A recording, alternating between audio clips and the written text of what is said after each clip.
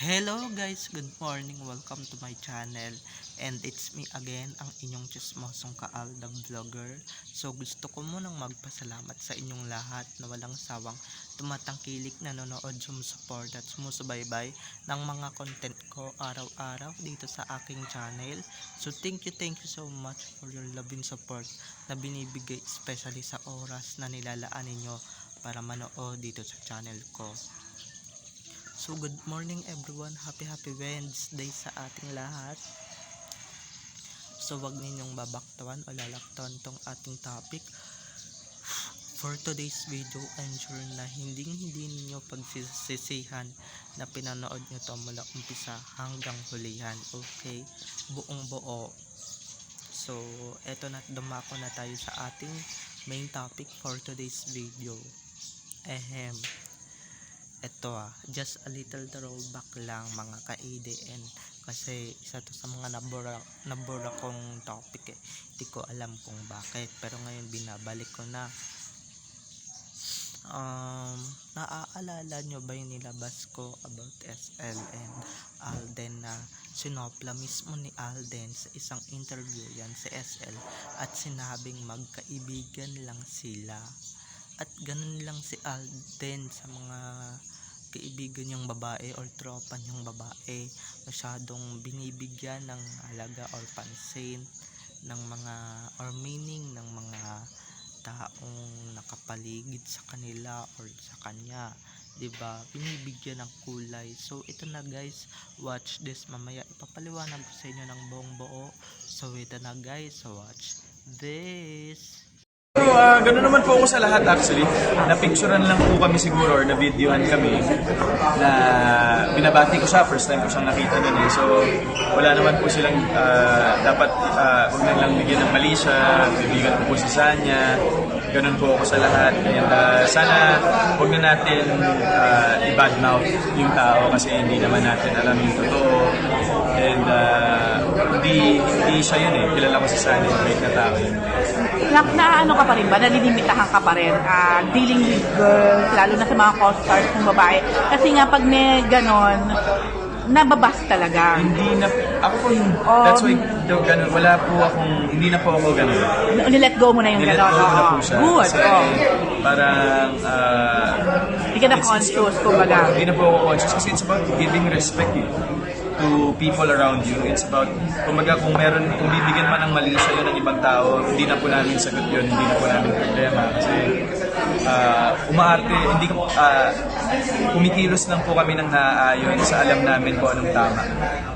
So hindi po para bigyan ng mali siya lahat ng mga maliliit na bagay kasi lagi tayong magkakaroon ng mga hindi magagandang issues pag ganun So admittedly, during those times, talagang medyo naging parang extra careful, quote unquote, dahil nga sa mga comments, sa mga bashing, sa mga tanggap, lalo na nung babae.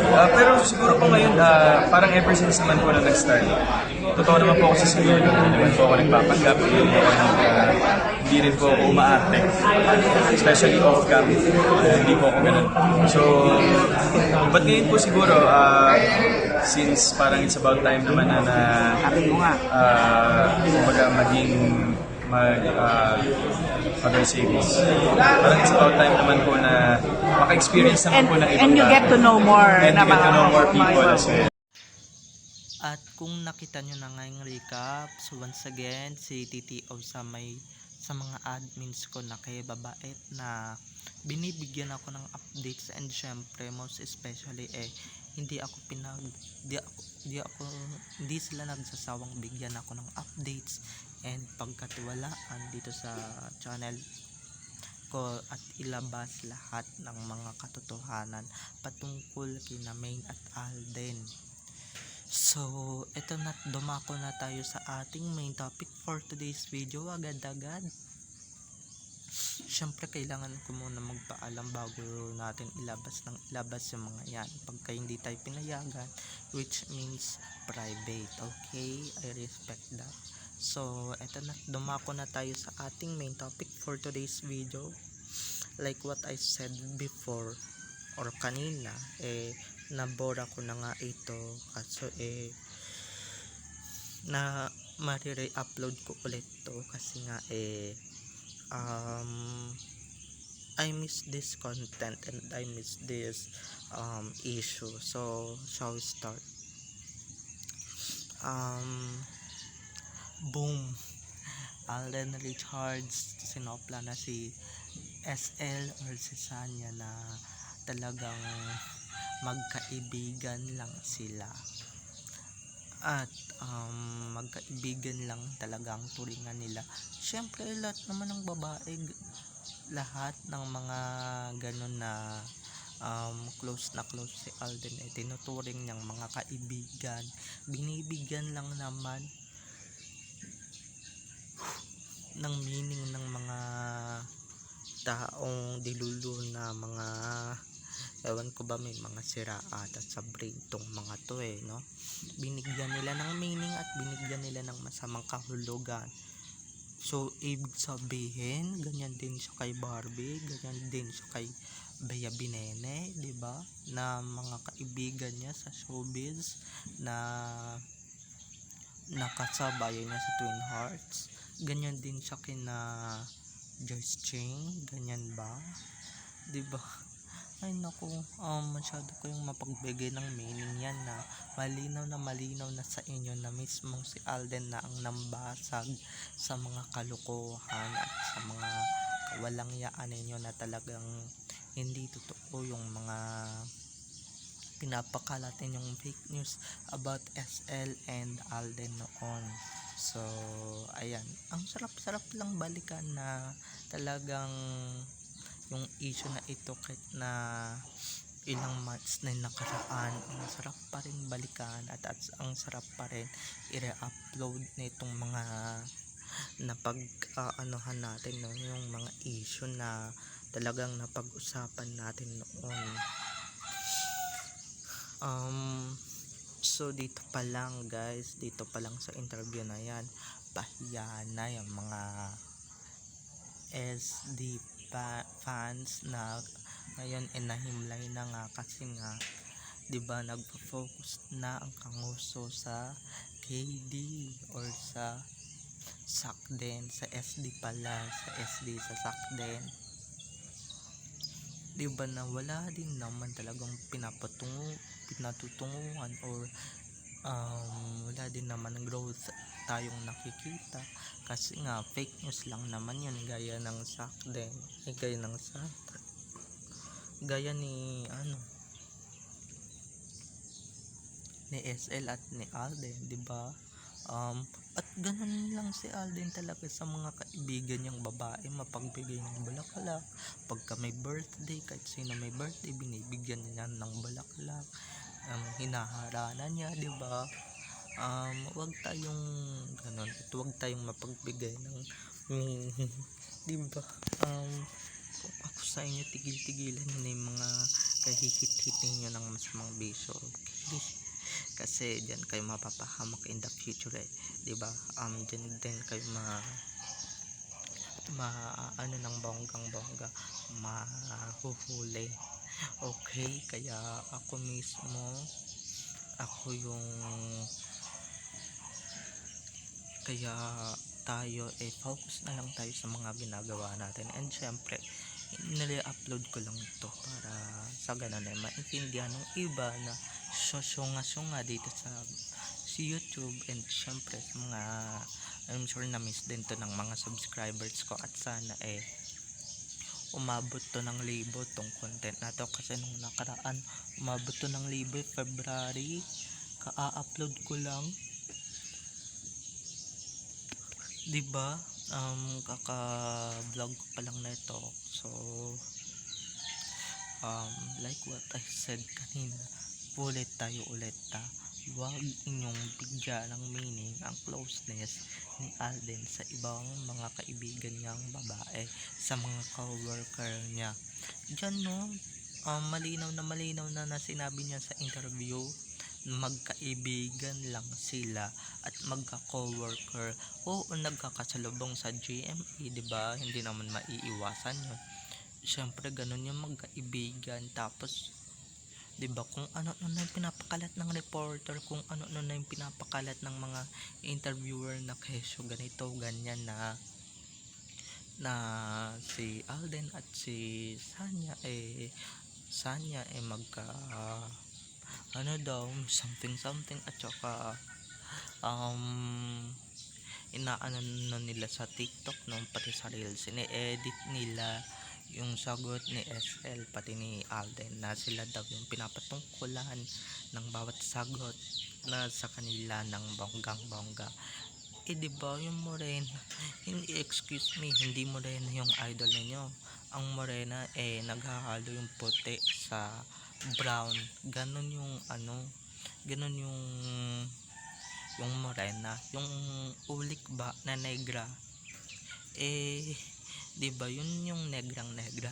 Yun yung idol ninyo, okay? Hindi siya Morena beauty. Hindi siya Morena na nakagaya ng iniisip ninyo. Tsaka hello, si Alden mismo yung nagsabi na hindi niya papatulan ang mga retokada, lalong lalo na yung retokada yung alam nyo na yun kung ano yung gusto kong sabihin, na bawal lang talaga, diba? So eto pat, dumako ulit tayo sa dire-diretso tayo syempre. At wag nyo daw bigyan ng meaning yung mga kumakalat or yung mga ginagawa niya, kasi work is work, okay? Wag kayong ganyan at wag kayong masyadong mapagbigay ng meaning. Ako talaga iniinitin yung ulo ko no. Talagang si Alden mismo ang nagsopla sa inyo, at si Alden mismo yung nagpahiya na sa inyo, okay? At yung number 2 fact na talagang sinabi ko noon, never niyang ipagpapalit si Main or yung misis niya sa isang retokada girl na medyo bilasan na, and syempre medyo alam ko naman na may kapit yan, diba? Never niyang papatulan yan, at never niyang never niyang papatulan yan. Isa lang ang pinapatulan yan, kung hindi yung misis niya na napakaganda, natural beauty, natural, walang halong chemical at walang halong salamat dok, na hindi katulad ng iba na 'di ba dinedeny na nagparitoke sila at sinasabi natural beauty lang daw. Bulag ba talaga yung mga fans ninyo? Hindi ba nakikita kung gaano kaparot yung ilong ng idol nila? Halos mapipina. Ito yung natural yan, nagagalaw nyo pa. Try ninyong galawin sa idol ninyo, mababalik ko yung ilong. Di ba yung ilong niya talaga ng bonggang maaaksidente. Di ba pagka ginalaw niya yan, isang ganun agad yung ilong niya, bali agad yan. Di ba kasi sobrang nipis na lang ng ilong niya, di ba? Against si Alden sa mga ganyan, against si Alden sa mga ganyang issue at sa mga ganyang sabi-sabi na never niyang papatulan at never niyang makiki-upid sa mga taong ganyan at taong retokada na, diba? Ewan ko ba sa mga ganitong tao hihilig magpakalat ng fake news. Buti na lang nandito ulit tayo para linawin ulit tong video na ito, na talagang gumising-gising kayo sa katotohanan, na wala talagang feelings yung idol namin dyan sa idol ninyong retokada. Friends lang sila, okay? Etong mga paglilinaw na ito talagang inaayos ko talaga ng inaayos, kasi nga gusto kong, 'di ba, mag-viral ulit ito at I'm sure na magba-viral ulit ito.